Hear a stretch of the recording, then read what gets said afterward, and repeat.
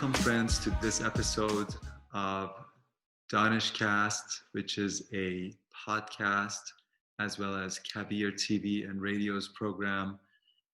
This particular episode is the latest update on the coronavirus and Covid-19, the pandemic that we're dealing with. Today is June 18th, 2020, and I am your host, Nizam Missaghi. I'm an anesthesiologist from the Phoenix metro area. Before we start, I wanted to say that one of the ways that we can think of this virus is that we have also a social virus amongst us that's caused a lot of unrest in our communities. And that's the virus of racial discrimination. And I thought it timely to say that that also behaves like a virus and it behaves like a pandemic, and what we can do about it. I think we can all assume that we have it, much like the COVID-19. The way that we protect each other is to wear masks and assume that you have it because you could be asymptomatic or pre-symptomatic. You could also have some racism or some racial thoughts within you, and so being aware of them would be useful. Next is to listen to experts about it. So, people who are experts on issues of race as far as its history, as far as the institutional racism. It would be nice to know their perspective. And when it comes to COVID-19, we should also listen to experts. Next one is don't spread it. If there is any element of racism that we may all have at some point within us, it's important to not spread it because this type of thought can be contagious, much like the virus is. Also, we must be willing to change our life for it to end it. And so to defeat racism requires that all of us have a lifelong commitment to fighting it and changing our lives for it. And to fight the coronavirus and the COVID-19 pandemic, we also are very much advised to change a lot of things about our lives so that we can defeat the virus. I thought that these are useful corollaries between the two types of viruses that we are currently facing. Let's talk about the latest scientific findings about the coronavirus. The latest was the drug dexamethasone. There was a study of 6,435 hospitalized patients with many indications for which dexamethasone was used, and it was shown that there was a survival benefit in patients who were given dexamethasone versus patients who were not given dexamethasone. This press release came out on June 16th. That was 2 days ago. Dexamethasone is from the steroid family. It's an anti-inflammatory medication. It tends to suppress the immune system a little bit. And the current thinking is that perhaps the immune storm, what's also called the cytokine storm, which is the massive immune response of the body that tends to cause the mortality in most patients, tends to be mitigated in the setting of dexamethasone. It is an old drug, it's a long-acting drug, it is widely available, it has some side effects, if you will, but now we have some data that mortality numbers can improve with dexamethasone, so that is one bit of good news. Another study talked about a new study that is investigating whether some patients, a small percentage of patients who did not previously have diabetes, after contracting the coronavirus and recovering from the coronavirus, tend to develop new onset of diabetes. Nobody really knows the mechanism for how this diabetes happens. Could it be that in certain subgroup of population, we have antibodies created towards the coronavirus that in turn can cross-react with the islet cells of the patient's pancreas and kill the insulin-producing cells?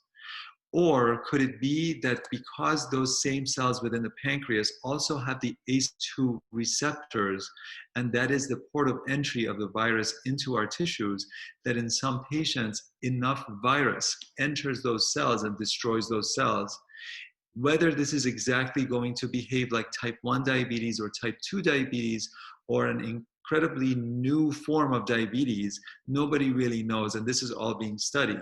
The good news is that this is in a very small percentage of population that end up developing diabetes after recovering from the COVID-19 disease.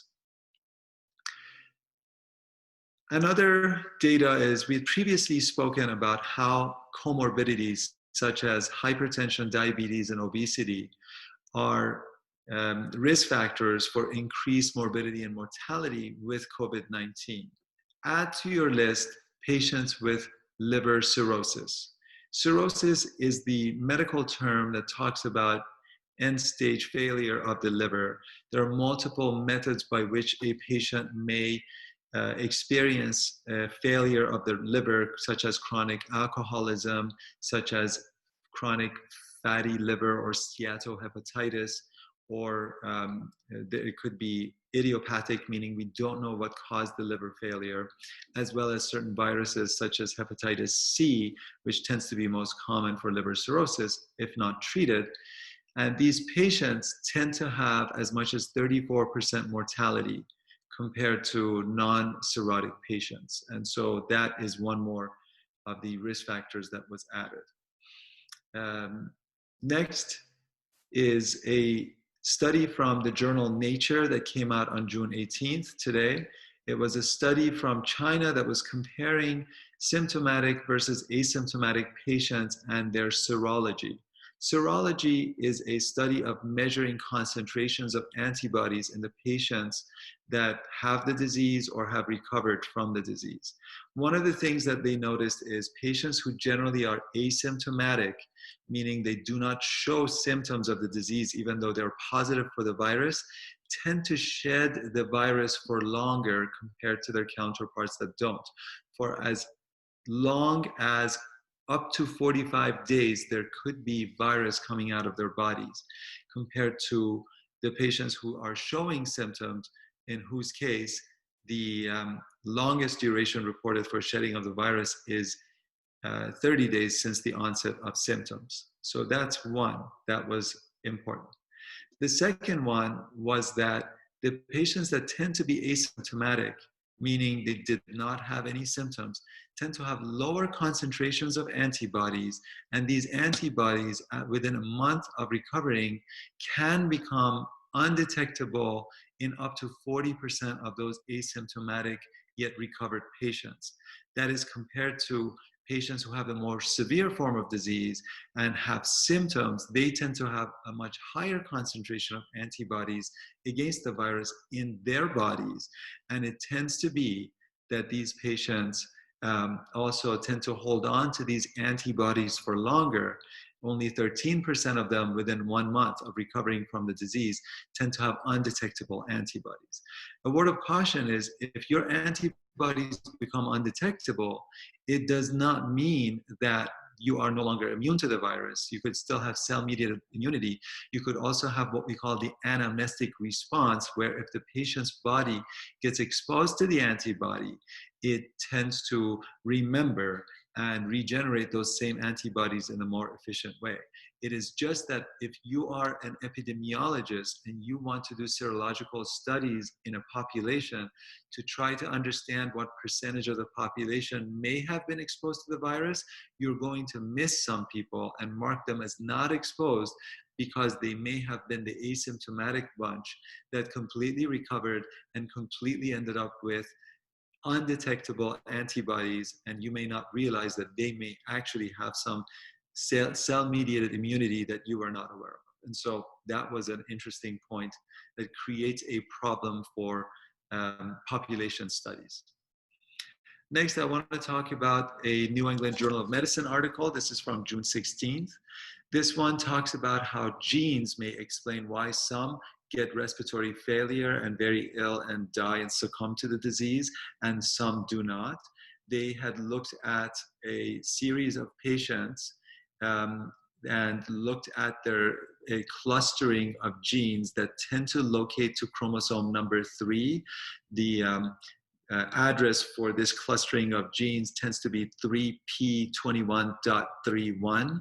And they were saying that these patients tend to have a higher risk of developing a respiratory failure and ending up in the ICUs and potentially dying if they happen to have these clustering of genes, because these genes tend to be common among the patients that get the most sick. The interesting thing also is that that same locus, that same address on the chromosome number 3 also encodes our ABO blood types. And so they said that one of the ways that you can readily, without doing complicated genetic studies on patients, know how some patients may end up with more severe disease or not, even though this is not exact science, is that type O patients tend to have a relatively milder disease. That's not for all type O patients. There are a lot of other factors such as age and comorbidities, but this is yet one other metric for looking. And type A patients, blood type A patients tend to have more severe disease. This is not to say that every patient with type A tends to have more severe disease. Nonetheless, they tend to be part of the clustering of genes that tend to cause the more difficulty in these patients.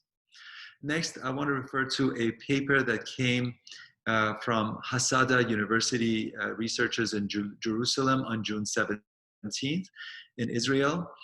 They spoke about how we have had issues of fatal clotting, formation of various blood clots in our capillaries and in small vessels. And this may be predictive of patients that end up having mortality problems with this virus. And so what the main researcher, Dr. Abdurraouf Higabi, spoke of is that the levels of alpha defensin, which is a chemical that our body produces, are high in patients that end up having a very significant clotting problem. And so this level can be measured in the laboratory. And what they noticed is that an old drug that was already on the market for treatment of gout, named colchicine, can significantly decrease the levels of alpha defensin, which tends to be one of the signaling pathways for this clotting cascade to form within the patients. So I would not be surprised if in the ICU protocols of patients who are getting very sick with COVID-19, colchicine, this old and relatively safe gout medicine, will end up being used and incorporated. Next, I want to talk about a June 13 article that came in the Wall Street Journal. It's referencing another article in which they were talking about how patients that tend to get very sick tend to have a lower concentration of primed T cells. T cells are a form of lymphocytes. Those are part of our white cell group of cells that are circulating in our blood and are part of the specialists that end up coming and developing immunity to pathogens such as a virus. And they were saying that there may be methods of using some medications that may stimulate increased production of such cells, because the patients who have these lower T cells tend to have worse outcomes. And it may also be that the virus may be directly attacking some of these T cells and decreasing their populations. Nobody knows exactly how this is occurring.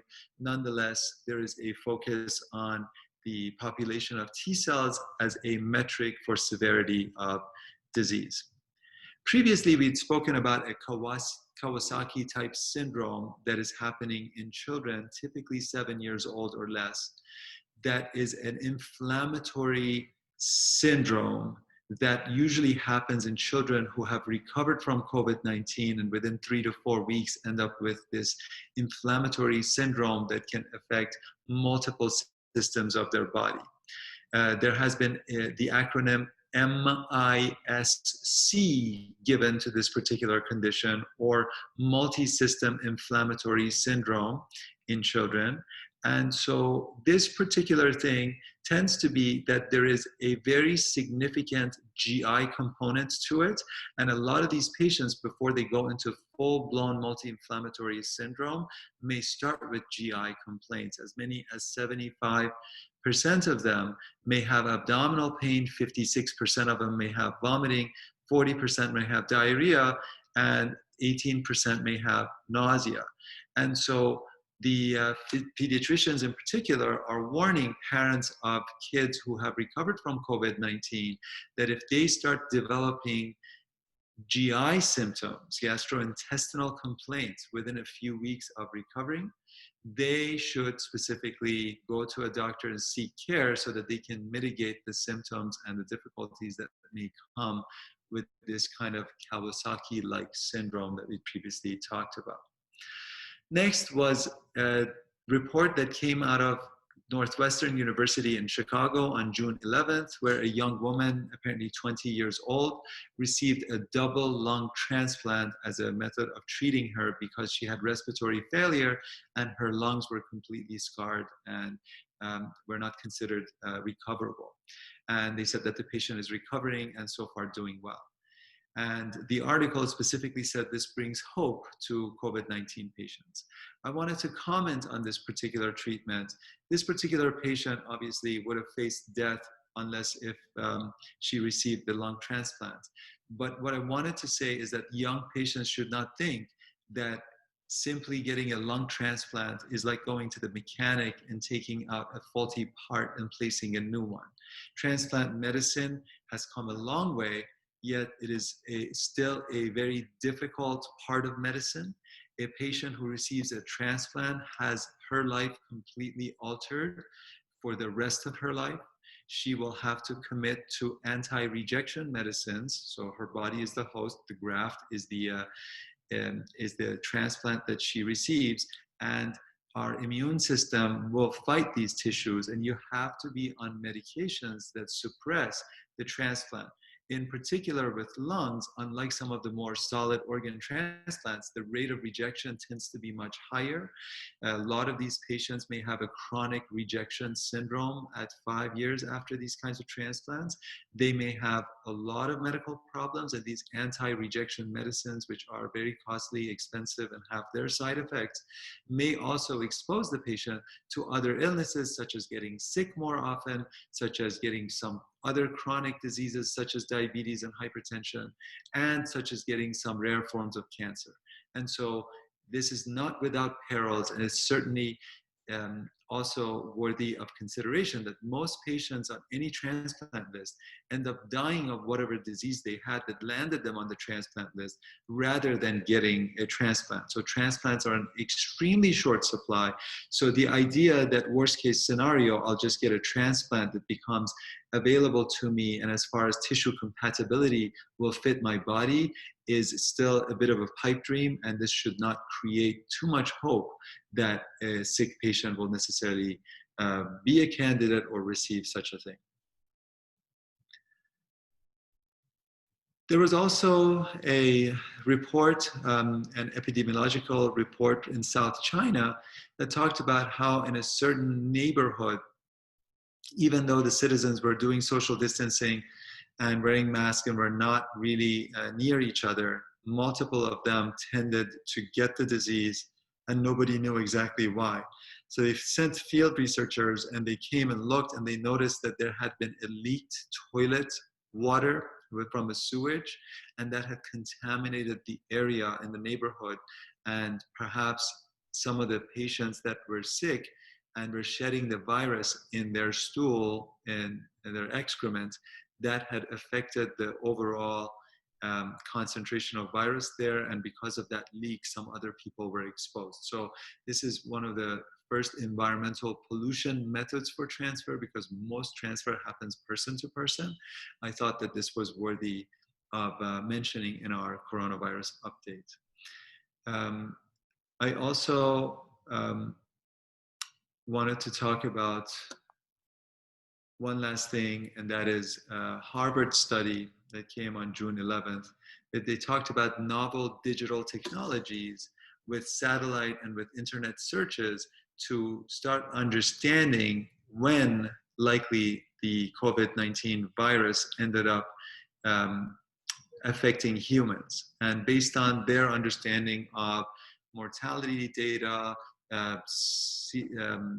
satellite images that show new grave formation in cemeteries compared to years prior, looking at internet searches for keywords such as cough and shortness of breath, that historically how often they get looked at and how often they were happening in 2019. The current estimate is that sometime in the late summer of 2019, at the earliest, or early fall of 2019, the virus must have already been circulating in China, in and around Wuhan. And so the idea that the virus was first discovered or started affecting humans in November of 2019 itself now needs to be revised. Friends, thank you very much for listening to this episode of the Coronavirus Update. This program was brought to you through the efforts of Kavir TV and radio, as well as Danishcast. I am your host, Nizam Missaghi.